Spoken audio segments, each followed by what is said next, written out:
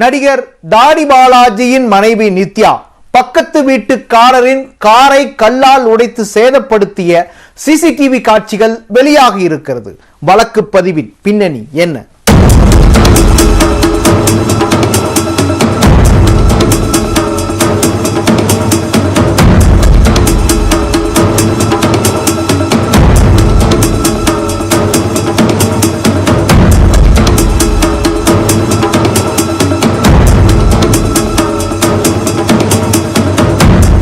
ஓய்வு பெற்ற ஆசிரியரின் காரை சேதப்படுத்திய வழக்கில் நடிகர் தாடி பாலாஜியின் மனைவி நித்யா கைது செய்யப்பட்டுள்ளார்.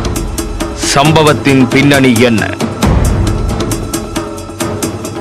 தமிழில் நகைச்சுவை நடிகராகவும் தனியார் தொலைக்காட்சியில் ஒளிபரப்பாகும் நகைச்சுவை மற்றும் ரியாலிட்டி ஷோவில் ஜட்ஜாகவும் இருப்பவர் நடிகர் தாடி பாலாஜி.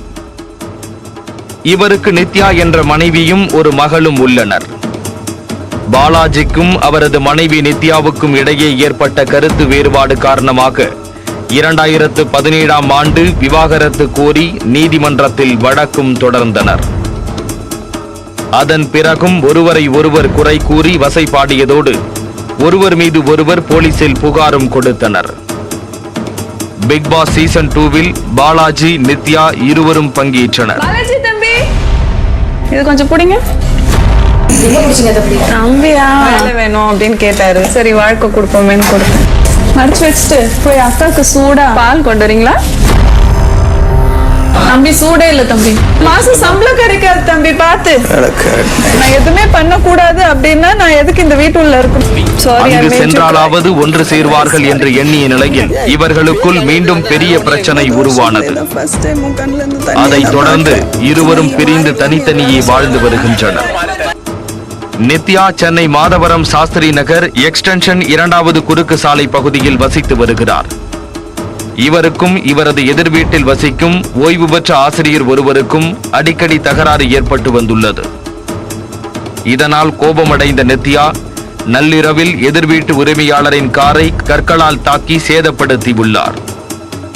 தனது கார் சேதமாகி இருந்ததை காலையில் எழுந்து பார்த்த உரிமையாளர் கடும் அதிர்ச்சி அடைந்து தனது வீட்டின் வாசலில் பொருத்தப்பட்டிருந்த சிசிடிவி காட்சிகளை ஆய்வு செய்தார்.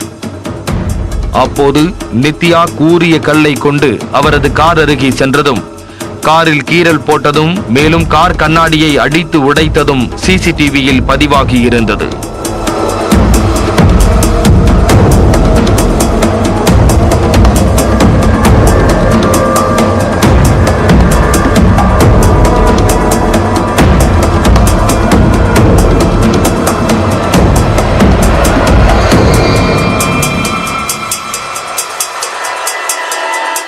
சிசிடிவி ஆதாரத்துடன் மாதவரம் காவல் நிலையத்தில் அவர் புகார் கொடுக்க நித்யாவை போலீசார் கைது செய்தனர்.